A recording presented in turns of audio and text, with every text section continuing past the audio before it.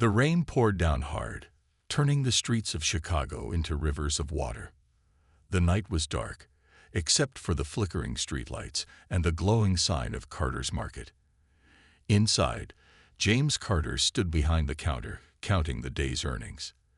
It had been a good day. Customers had come in, laughter had filled the aisles, and the store had felt alive, just as he had always dreamed. James looked around his store with pride. Every shelf, every corner of this place had been built with his hard work. Years ago, he had started with nothing, just a small dream of owning a business where people could come and feel at home. And now, that dream was real. The clock on the wall showed 11:45 p.m. It was late. He should have gone home earlier, but there was always something to do. Checking inventory, arranging the shelves, making sure everything was perfect for the next day. He locked the register and grabbed his coat. The store was quiet now, the hum of the refrigerators the only sound left. As he walked to the front door, he paused.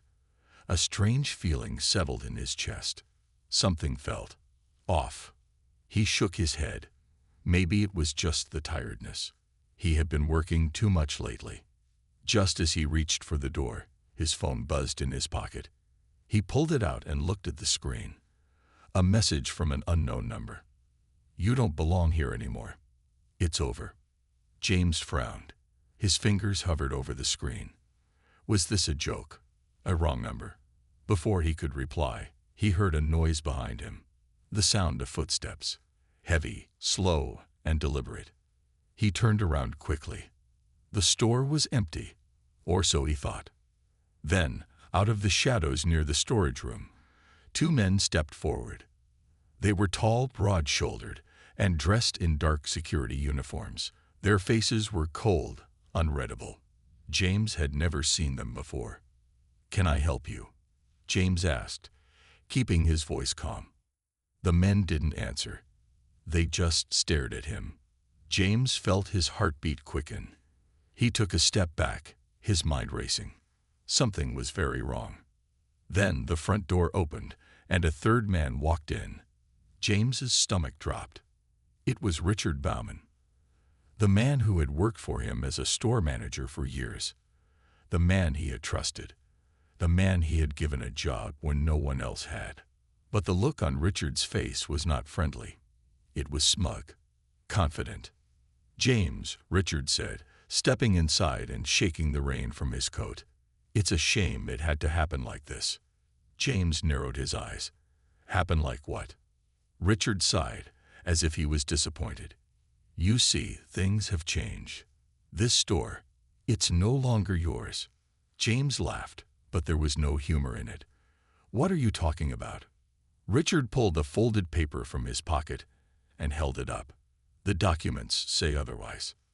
James took a step forward, trying to grab the paper, but one of the security men blocked his way. "I don't understand," James said, his voice sharp. "This is my store." "Not anymore," Richard said, shaking his head. "You've been replaced." James felt like the floor had been pulled from under him. His hands curled into fists. "You can't do this." "I already did." James lunged forward, but before he could reach Richard, the two security men grabbed him. Their grip was strong, unshakable. "Get off me," James shouted, struggling against them. "You can't take my store." Richard chuckled. "I didn't take it, James. You lost it. That's just business." James's anger burned like fire. He twisted in the men's grip, trying to break free, but they were too strong. He looked around, searching for something, anything, to fight back. But there was nothing. One of the men pulled open the front door. Cold wind and rain swept inside. "Time to go," Richard said. James shook his head, refusing to move. "This isn't over." Richard smiled. "Oh, I think it is." With a hard shove, the security men threw James out. He stumbled backward, falling onto the wet pavement. His hands hit the ground first, breaking his fall, but the cold shock of the rain made him gasp. He looked up just in time to see the store lights flicker off. The door locked. James sat there, rain soaking his clothes, his heart pounding in his chest. He couldn't believe it. He had just lost everything. Through the glass window, Richard stood watching him, his expression smug. He lifted his hand in a small, mocking wave before turning away. James clenched his fists. His store, his dream, stolen. But as he sat in the rain, one thought burned in his mind. This wasn't the end. Not even close. The rain had stopped. But James Carter was still sitting on the cold pavement, his clothes soaked, his hands shaking.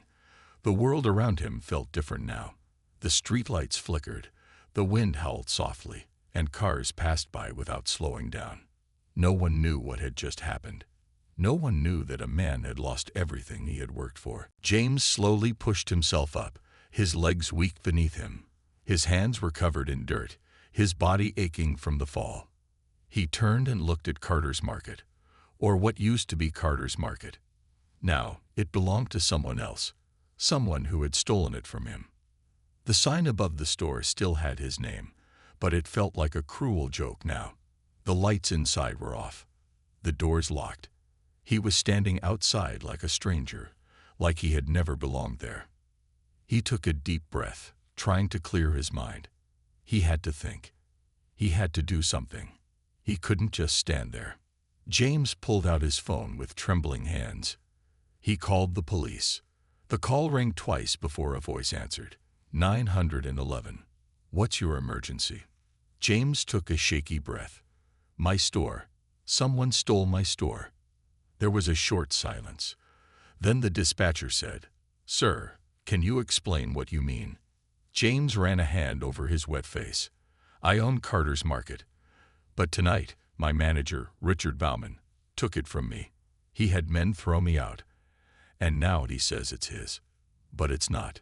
It's mine. The dispatcher hesitated. Do you have proof of ownership? Yes. I've had that store for years. I have documents, receipts, everything.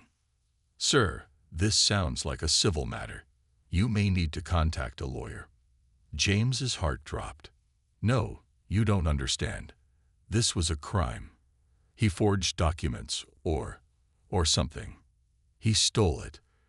I understand your frustration, sir, but this is not something the police can handle over the phone. If you believe a crime has taken place, you should go to the station and file a report. James clenched his jaw. So you're telling me there's nothing you can do? You need legal assistance, sir, I suggest. James ended the call. His hands tightened around the phone. He had hoped the police would show up, force Richard to open the doors, and give him his store back. But it wasn't that simple. Nothing ever was. James took a step toward the store again, pressing his hand against the cold glass. His reflection stared back at him, tired, broken, lost. Richard had planned this. He had made sure James would have no power to stop him. James felt anger rising inside him. But more than that, he felt something deeper, helplessness. He had spent his whole life fighting for this dream. And now, in one night, it was gone. James turned away and walked toward his car, which was parked across the street. He sat inside, dripping water onto the seat, and just stared ahead. Where was he supposed to go now? His apartment was tied to his business. He had used most of his savings to keep the store running. His whole life was inside that building. And now, he had nothing. James rested his head against the steering wheel. His body was exhausted, but his mind wouldn't stop racing. He thought about every moment he had spent building the store, painting the walls, setting up the shelves, welcoming his first customers. It wasn't just a business, it was his home. But now he was an outsider. James stayed in his car that night.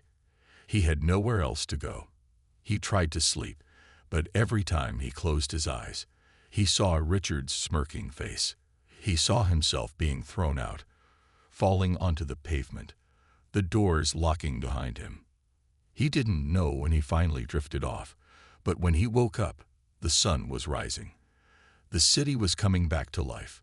People walked past his car, heading to work, living their normal lives. For them, nothing had changed. But for James, everything had. He rubbed his eyes and sat up, his back sore from sleeping in the car. Across the street, Carter's Market was opening. James watched as his employees, walked inside. Some of them looked around nervously, as if they expected to see him there. But they kept walking. Then James saw Richard arrive. He stepped out of a black car, dressed in a clean suit, holding a coffee cup like he didn't have a single worry in the world. James's hands clenched into fists. Richard had taken his store, his money, his life. And now he was walking inside like he owned the place. James wanted to run across the street, burst through the doors, and take it all back. But what could he do? Richard had everything. James looked at the people passing by. No one knew what had happened. No one knew that the real owner of that store was sitting in a car across the street, watching everything he had built slip away. His stomach growled, reminding him that he hadn't eaten since yesterday. He reached into his glove box, found an old granola bar, and ate it slowly. A week ago, he had a business, a home, a purpose. Now he had a car, a granola bar, and nothing else. But as he chewed, something else filled his chest. Not just anger, not just sadness. Determination. Richard thought he had won. He thought James would disappear, accept defeat, and never fight back. But he was wrong. James Carter was not the kind of man who gave up. Not now. Not ever. James Carter sat in his car, staring at the store across the street. The morning light had fully washed over the city, and people were moving about as if nothing had changed. But for James, everything had. His store, his dream, his life, stolen. He clenched the steering wheel, his knuckles turning white. He could see Richard Bauman inside, walking around like he owned the place. James watched as Richard greeted customers, shook hands with suppliers, and gave orders to the employees, James's employees. It made his stomach turn. How had it come to this? How had he let it happen? James closed his eyes for a moment, trying to calm his anger. He couldn't change the past, but he could control what came next. He wasn't going to sit here and do nothing. He pulled out his phone and scrolled through his contacts. There was only one person who could help him now. He found the name and pressed the call button. The phone rang twice before a deep voice answered. "Carter, that you?" James exhaled. "Yeah, it's me." "Man, I saw the news. What the hell happened?" James hesitated. He hadn't told anyone yet, but he didn't need to explain much. David King, his old friend, was an investigative journalist. He knew things before most people did. "Richard stole my store," James said simply. There was silence on the other end, then a low whistle. "Damn, that's cold." James gritted his teeth. "I need your help, David. I don't know how he did it, but he took everything from me. The police won't help. I need to find something that proves what he did. Something that will ruin him." David was quiet for a moment, then said, "You're talking about revenge." James stared at the store, his eyes burning. "I'm talking about justice." David sighed. "All right. Meet me at the old diner on 5th Street in an hour. We'll talk." James hung up and started his car. He wasn't just going to take back what was his. He was going to make Richard regret ever crossing him. The diner was nearly empty when James walked in. The smell of fresh coffee and bacon filled the air, but he wasn't hungry. He spotted David sitting in a corner booth, sipping a black coffee. David was a tall, broad-shouldered man with sharp eyes that always looked like they were searching for the truth. He had been a reporter for over a decade, and if there was one thing he was good at, it was finding dirt on people. James slid into the seat across from him. "What do you know?" David set his cup down and pulled out a notepad. "Not much yet, but I did some quick digging. Richard's been making moves behind the scenes for months. He's been talking to lawyers, signing contracts, moving money around." James frowned. "So he planned this." David nodded. Looks like it. But here's the interesting part. Richard didn't have enough money to buy your store. On paper, at least. Which means he got help from someone. Someone with deep pockets. James felt a chill run down his spine. Who? David flipped through his notes. That's what we need to find out. But I did find something else. A rumor. James leaned in. What kind of rumor? David smirked.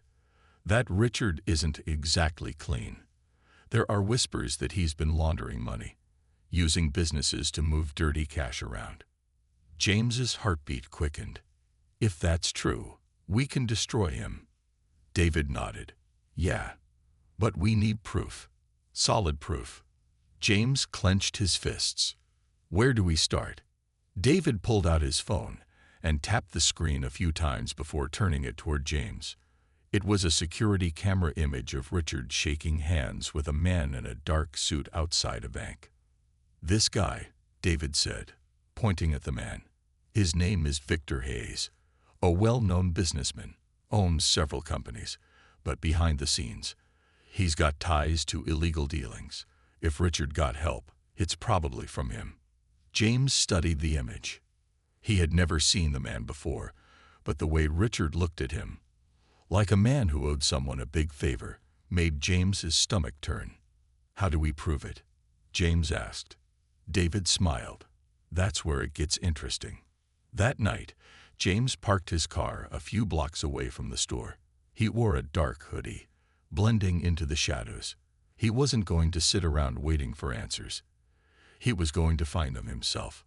He knew the store better than anyone. He knew the back entrance, the security system, the blind spots. If Richard was hiding something, it was inside. James moved quickly, his heart pounding. He reached the back door and pulled out an old key from his pocket. He had never returned it when Richard took over. He slid it into the lock, holding his breath. Click. The door opened. James stepped inside, careful not to make a sound. The store was dark, silent except for the hum of the refrigerators. It felt strange being inside again, like stepping into a past life. He moved toward Richard's office. The door was slightly open. He pushed it wider and slipped inside. The desk was covered in papers. James pulled out his phone and started snapping pictures. Contracts, bank statements, emails, names. Then his eyes landed on something that made his breath catch. A folder labeled Hayes Transfers. James grabbed it and flipped it open. Inside were transaction records, large sums of money moving in and out of accounts, some connected to Richard, some to Victor Hayes. This was it, the proof. Suddenly, a noise came from outside the office. Footsteps. James's heart pounded. He stuffed the papers into his jacket and turned off his phone screen. He had to get out. The footsteps grew louder. Someone was coming. James darted toward the back door. He moved quickly, slipping through the same way he had entered. He didn't stop running until he reached his car. He jumped inside, locked the doors, and took a deep breath. Then, he pulled out the folder again and smiled. Richard had made a mistake, and now James had the weapon to bring him down. The city was quiet at dawn. The streetlights were still glowing, the air was crisp, and a thin mist covered the roads. James Carter sat in his car, gripping the steering wheel, his mind racing. The folder filled with secrets lay on the passenger seat, its pages containing the truth that would destroy Richard Bauman. For the first time in days, James felt something he had almost forgotten. Power. Richard thought he had won. He thought James was gone, but he was wrong. James was back, and this time he wasn't leaving without a fight. The sun was rising, painting the sky in golden hues as James picked up his phone. He dialed a number and waited. David answered on the second ring. "Tell me you found something." James took a deep breath. "I found everything." There was silence, then a chuckle. Well, looks like Richard just made the biggest mistake of his life." James smirked. "And I'm about to make sure he pays for it." David's voice became serious. All right, we have to be smart. If we rush this, Richard could cover his tracks. James opened the folder again, flipping through the papers. Not this time. The evidence is too strong. Bank transfers, fake contracts, connections to Victor Hayes. Everything is here. If we expose this, Richard won't just lose the store. He'll lose everything. David whistled. Then let's make sure we do it right. James tightened his grip on the folder. I'm going to confront him. Face to face. David sighed. You sure about that? He's dangerous. James stared at the store across the street. His store. His name was still on the sign, but Richard was the one inside, acting like he built it. That was about to change. I'm done hiding, David, James said firmly. It's time to take back what's mine. Later that morning, James stood outside Carter's Market. He could see Richard through the glass, talking to employees, pretending to be their leader. James took a deep breath and stepped forward. The second he opened the door, heads turned. Employees froze, their eyes widening in shock. Customers looked at him, confused. Some of the workers exchanged nervous glances. Richard was in the middle of speaking when he saw James. His face changed instantly. His confident smirk disappeared, replaced by something else. Fear. James walked straight toward him. The room fell silent. Well, Richard said, forcing a smile. Look who decided to visit. James stopped just a few feet away. His voice was calm, but his eyes burned with anger. I never left, Richard. Richard chuckled, shaking his head. James, I told you, this isn't your store anymore. James held up the folder. That's funny, because these papers say otherwise. Richard's smile wavered. What are you talking about? James opened the folder and pulled out the bank records. You made a mistake, Richard. You left a trail. A dirty one. He stepped closer, lowering his voice. Money laundering. Fake contracts. Working with criminals. Did you really think no one would find out? Richard's face turned pale. You don't know what you're talking about. James smirked. Don't I? Should I show these to the police? Or maybe the media? I think they'd love to know how Carter's Market became your personal money laundering operation. The employees whispered among themselves. They had no idea what was happening, but they could feel the tension in the air. Richard clenched his jaw. You have no proof. James pulled out his phone and waved it in front of him. Oh, I have plenty. And if you don't believe me, I can send everything to the authorities right now. Richard's hands curled into fists. He was trapped. James leaned in, lowering his voice so only Richard could hear. Here's what's going to happen. You're going to walk out of here. Right now. And you're never coming back. Richard's eyes darkened. Or what? James smiled. Or I make sure you spend the rest of your life in a prison cell. A long silence followed. Richard looked around. The employees were watching. The customers were staring. He was losing control. He exhaled sharply, his jaw twitching. Then, without a word, he turned and walked toward the door. James didn't move. He just watched as Richard pushed open the door and stepped outside. The moment the door closed behind him, the entire store let out a breath. James turned to the employees. I know you're confused, he said, his voice steady. But let me make one thing clear. This store belongs to me. It always has. And it always will. The workers looked at each other. Then, slowly, one by one, they started clapping. The sound grew louder, filling the entire store. James felt something in his chest, something warm, something strong. He had won. For the first time in days, he smiled. James Carter was back. And this time, he wasn't going anywhere.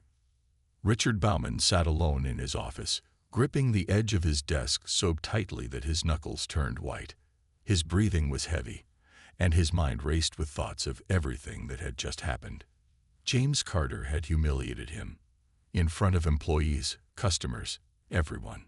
He had walked out of the store, trying to keep his composure, but inside, he was boiling with anger. This wasn't supposed to happen. Richard had taken everything from James: his store, his reputation, his livelihood. James was supposed to disappear, but instead, he had come back stronger. And now, Richard could feel everything slipping through his fingers. His phone buzzed on the desk, snapping him out of his thoughts. He grabbed it and saw the name on the screen: Victor Hayes. Richard hesitated before answering. The moment he picked up, Victor's cold voice came through. "Richard," he said, "I heard about what happened." Richard swallowed hard. "It's not what it looks like. I have it under control." A silence followed. Then Victor chuckled, but there was no humor in it. "No, Richard, you don't." Richard felt a chill run down his spine. "You let James Carter humiliate you," Victor continued. "You let him take back the store. And now he has evidence against us. Do you understand what that means?" Richard's grip tightened on the phone. "I can fix this." Victor's voice darkened. "You better. Because if he hands that evidence over, it's not just you who's going down. And I don't like losing." The call ended.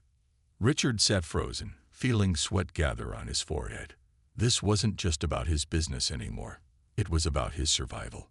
He had to stop James before it was too late. James sat in a quiet cafe, his hands wrapped around a cup of coffee. Across from him, David King was reviewing the folder, flipping through the pages carefully. "This is solid," David said. "Once we take this to the authorities, Richard won't just lose his business. He'll be facing serious prison time." James nodded, but he wasn't smiling. "I don't just want Richard to go down. I want everyone involved to pay. Victor Hayes, his dirty connections. I want them all exposed." David leaned back in his chair, studying James. "You've changed," he said. James looked at him. "What do you mean?" David smirked. "The old James wouldn't have gone this far. But I get it. They took everything from you. Now you want to make sure they never do it again." James exhaled. "I don't just want justice for me. I want to make sure no one else gets trapped by people like them." David nodded. "Then let's do it right. We'll send everything to the authorities today. But be careful. Richard won't go down without a fight." James's jaw tightened. Let him try. Richard knew he had no time to waste. If James went to the authorities, it was over. So he made a decision, a desperate one. That night, he drove through the city, his hands gripping the steering wheel. His mind was filled with one thought: stop James Carter at any cost. He reached a small warehouse on the edge of town. A man was waiting outside, a man Richard had hoped he would never need to call. "Mr. Bauman," the man said, a smirk on his face. "You need something done." Richard hesitated. This was dangerous, but he had no other choice. "James Carter," Richard said. "He's a problem. I need him taken care of." The man raised an eyebrow. "That's a big request." Richard swallowed. "Just scare him. Make sure he knows what happens when he crosses the wrong people." The man chuckled. "Consider it done." Richard exhaled, but his chest felt heavy. There was no turning back now. James was walking home late that night when he felt something strange, a presence. He glanced over his shoulder.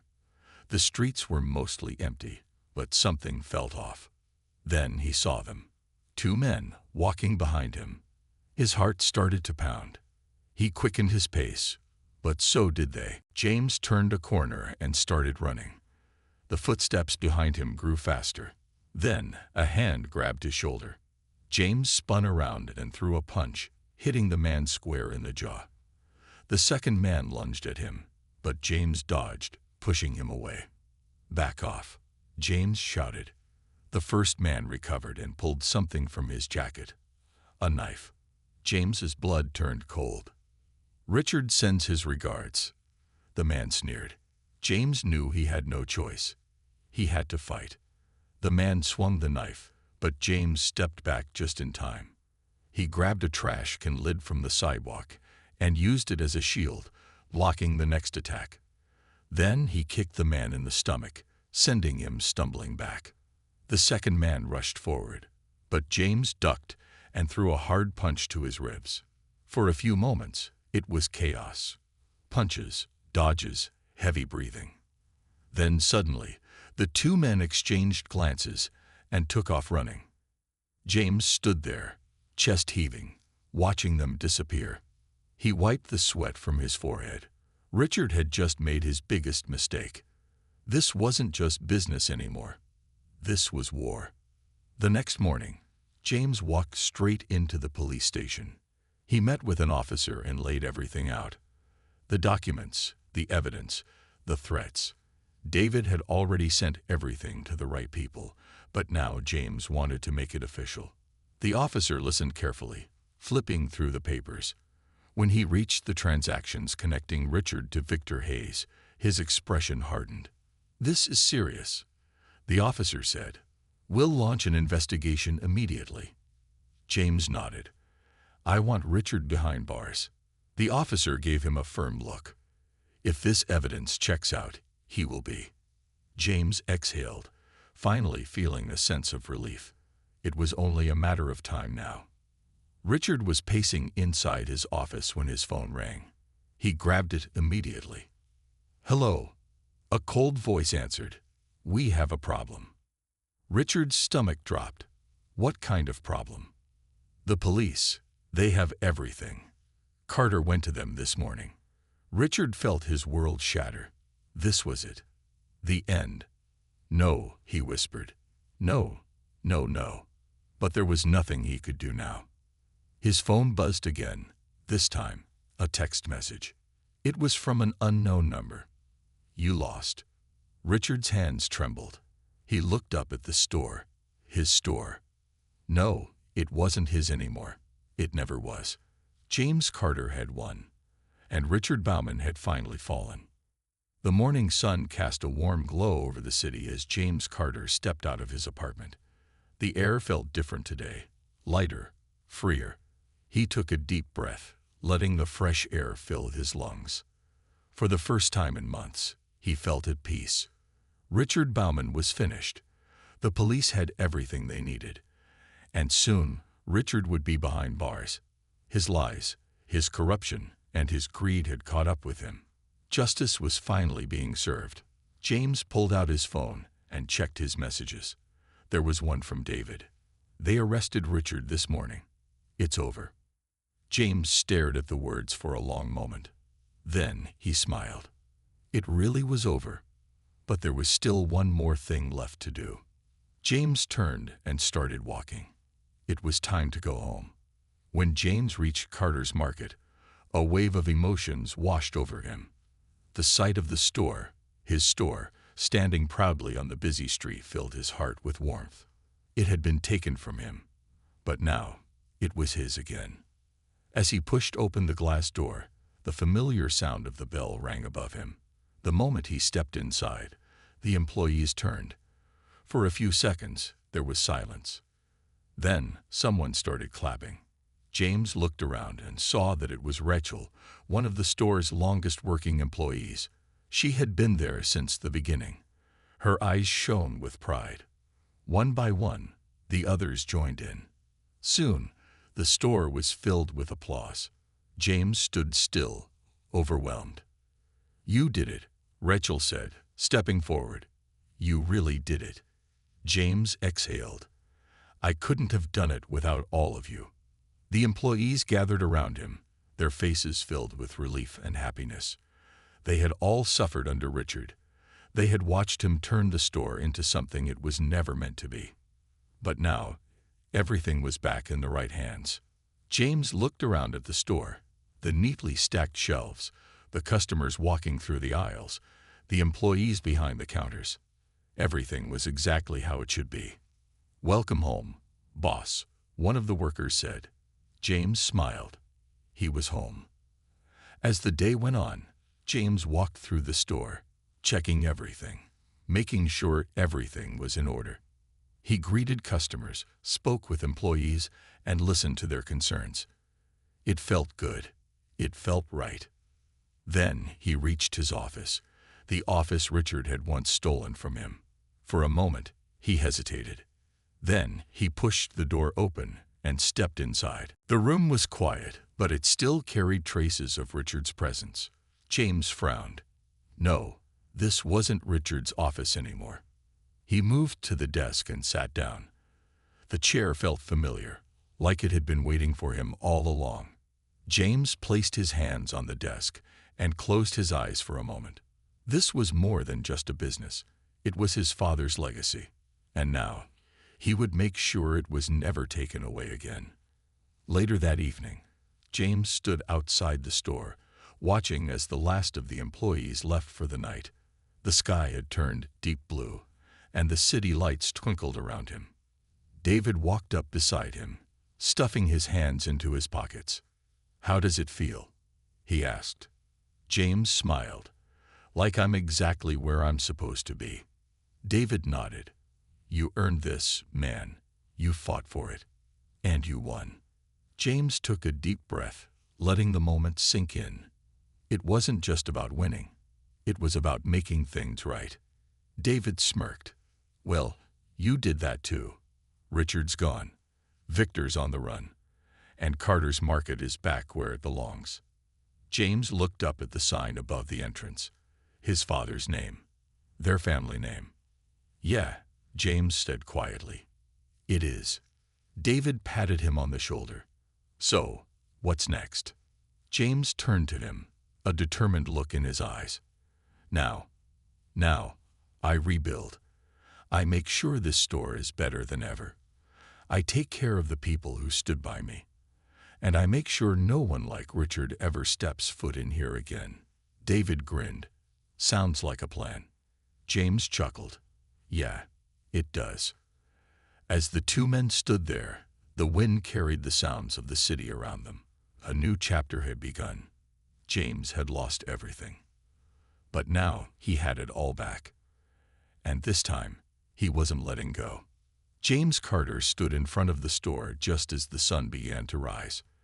The golden light stretched across the city, casting long shadows on the quiet streets. The world was still waking up, but inside Carter's Market, life had already begun. He could hear the faint sounds of movement. Employees preparing for the day, shelves being stocked, fresh produce being arranged. The smell of bread from the bakery section drifted through the air, reminding James of the mornings he had spent here as a child, watching his father open the store. James took a deep breath. Today felt different. Everything was finally how it should be. No more threats. No more fear. The battle was over, and Carter's Market had survived. Inside, Rachel was giving instructions to a new employee. She looked up when she saw James enter and gave him a warm smile. "You're early," she said. James chuckled. "Old habits." Rachel nodded. "It's good to have you back, James. The store feels alive again." James looked around at the workers, laughing, moving with energy, feeling safe in their jobs. There was no tension in the air, no fear of losing their positions, no pressure from a greedy boss like Richard. This is what the store was meant to be. James smiled. It's good to be back. As the day passed, customers flowed in and out, filling their carts, stopping to chat with familiar faces. James moved through the aisles, talking to them, asking about their families, making sure they felt welcome. An elderly woman named Mrs. Parker, who had been shopping here for decades, patted his arm. "Your father would be proud, James." James felt a lump form in his throat. "Thank you, Mrs. Parker." She nodded, gripping his hand for a moment before moving along. That's what this place was. More than just a store, it was a community. And now, James knew exactly what he had to do to protect it. Later that afternoon, David stopped by.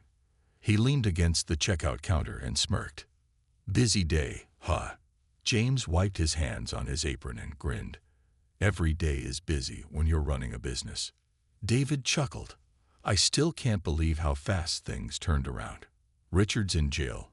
Victor is gone, and you're standing right where you belong. James nodded.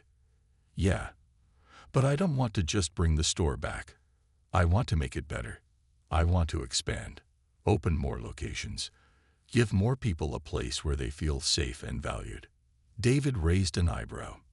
That's big. James smiled. So was taking back this store. But we did it.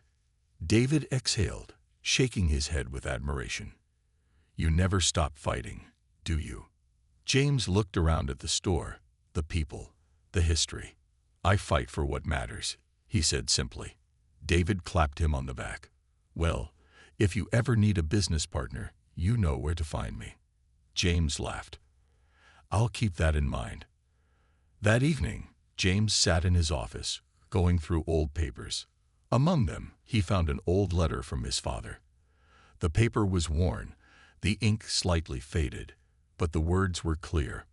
James, if you ever find yourself lost, just remember why this place exists. It's not just about selling food. It's about serving people. Take care of them, and they will take care of you.